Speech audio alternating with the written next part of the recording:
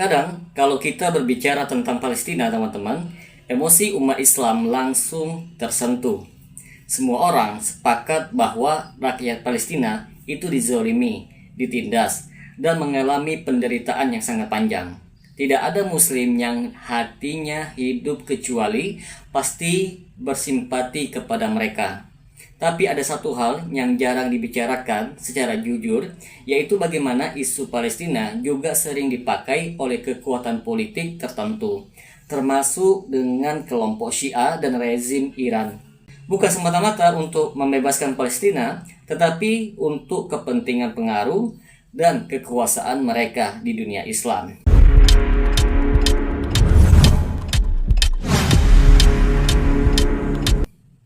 Sejak revolusi Iran tahun 1979, Iran langsung mengangkat slogan besar pembebasan Palestina. Mereka menjadikan Palestina itu sebagai simbol perjuangan global mereka, teman-teman. Setiap tahun ada Hari Al-Quds, pidato-pidato keras melawan Israel, slogan pembelaan terhadap Masjid Al-Aqsa. Secara zahir ini memang terlihat sangat heroik, teman-teman. Banyak umat Islam akhirnya menganggap Iran sebagai pembela utama Palestina. Namun kalau diperhatikan lebih mendalam, bantuan Iran kepada Palestina ternyata tidak berdiri di atas prinsip membela semua rakyat Palestina, tetapi lebih kepada siapa yang mau mengikuti garis politik mereka.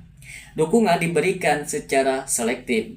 Kelompok yang dekat dengan Iran itu dibantu, yang tidak sejalan dengannya maka itu ditinggalkan. Jadi ukuran utamanya bukan Palestina, teman-teman, tetapi loyalitas di dalam politik. Hal ini terlihat jelas ketika perang Suriah itu meletus saat rakyat Suriah bangkit melawan Bashar Assad. Iran justru turun tangan besar-besaran mempertahankan rejim tersebut, teman-teman. Milisi Syiah dari berbagai negara didatangkan. Hizbullah yang selama ini dipromosikan sebagai pejuang melawan Israel malah sibuk berperang melawan sesama muslim di Suriah. Kota-kota hancur, jutaan orang itu mengungsi, ratusan ribu orang meninggal dunia. Di sini muncul sebuah pertanyaan yang besar, bagaimana mungkin pihaknya mengaku pembela Palestina justru terlibat dalam perang yang menghancurkan salah satu negeri muslim yang terpenting di kawasan itu. Padahal sebelum perang, Suriah merupakan jalur yang strategis bagi pejuang Palestina, teman-teman. Ketika Suriah itu hancur, kekuatan kawasan itu ikut melemah. Dunia Islam terpecah fokusnya, perhatian umat tidak lagi hanya kepada Palestina, tetapi kepada konflik internal sesama umat Islam. Dalam kondisi seperti ini, siapa yang sebenarnya diuntungkan, teman-teman? Tentu pihak yang sejak awal menjadi lawan Palestina tidak lagi menghadapi dunia Islam yang bersatu. Nah, Hizbullah juga sering dijadikan sebuah contoh keberhasilan perlawanan terhadap Israel. Memang benar mereka pernah berperang melawan Israel di Lebanon Selatan. Tetapi setelah konflik Suriah, teman-teman, arah perjuangan mereka itu berubah sangat drastis. Energi militer mereka lebih banyak digunakan dalam konflik regional yang berkaitan dengan kepentingan Iran semata. Banyak muslim akhirnya melihat bahwa Hizbullah bukan lagi sekedar gerakan perlawanan, tetapi bagian dari strategi geopolitik Iran. Yang menariknya di sini, teman-teman, retorika Iran terhadap Israel itu sangat keras. Pidatonya penuh dengan ancaman, slogan pembebasan selalu diulang, tetapi realitanya tidak pernah terjadi konfrontasi langsung besar yang benar-benar menentukan. Konflik itu lebih sering terjadi melalui perang perantara di negara lain.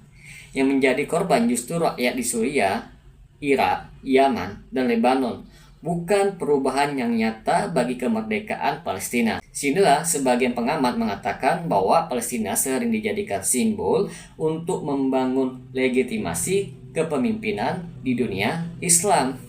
Ketika umat melihat ada pihak yang paling bicara yang sangat keras tentang Palestina, otomatis simpati mengalir kepada mereka. Dari situlah simpati itu lahir, pengaruh ideologi dan politik.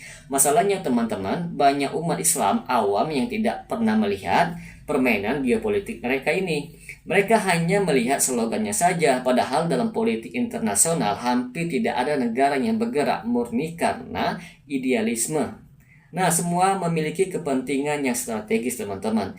Konflik sektarian yang muncul di Timur Tengah beberapa dekade ini juga memberikan dampak yang sangat besar. Dalam dunia Islam sendiri yang seharusnya bersatu menghadapi penjajahan justru terpecah menjadi blok-blok konflik. Energi umat Islam itu habis untuk pertikaian secara internal. Ketika umat saling sibuk, saling curiga, dan saling berperang, isu Palestina perlahan kehilangan fokus globalnya. Jangan pun bedah kitab, bedah langit siap Bufron. Yang lebih bahayanya lagi, teman-teman, adalah eksploitasi emosi umat Islam. Palestina adalah luka bersama umat Islam, teman-teman. Ketika luka itu dipakai sebagai alat propaganda, banyak orang akhirnya sulit membedakan antara pembelaan yang tulus dan pembelaan yang berdasarkan motif politik. Bukan berarti rakyat Palestina tidak boleh dibela, teman-teman. Justru mereka wajib dibela sebagai saudara sesama Muslim. Tetapi pembelaan terhadap Palestina tidak berarti harus menerima semua narasi politik yang mengatasnamakan Palestina. Kita perlu membedakan antara rakyat Palestina dengan aktor politik yang menggunakan isu Palestina. Dua hal ini yang sering sengaja dicampur adukan agar kritik terhadap kebijakan politik itu dianggap sebagai pengkhianatan terhadap Palestina. Padahal tidak demikian, teman-teman. Realitasnya, selama dunia Islam terus terpecah oleh konflik ideologi dan kepentingan regional, perjuangan Palestina akan semakin panjang. Persatuan umat jauh lebih menakutkan bagi musuh dibanding slogan keras tanpa persatuan yang nyata. Maka pelajaran pentingnya adalah, teman-teman, umat Islam harus memiliki empati, tetapi juga kecerdasan membaca realitas. Tidak semuanya mengangkat nama Palestina itu benar-benar bekerja untuk Palestina, teman-teman.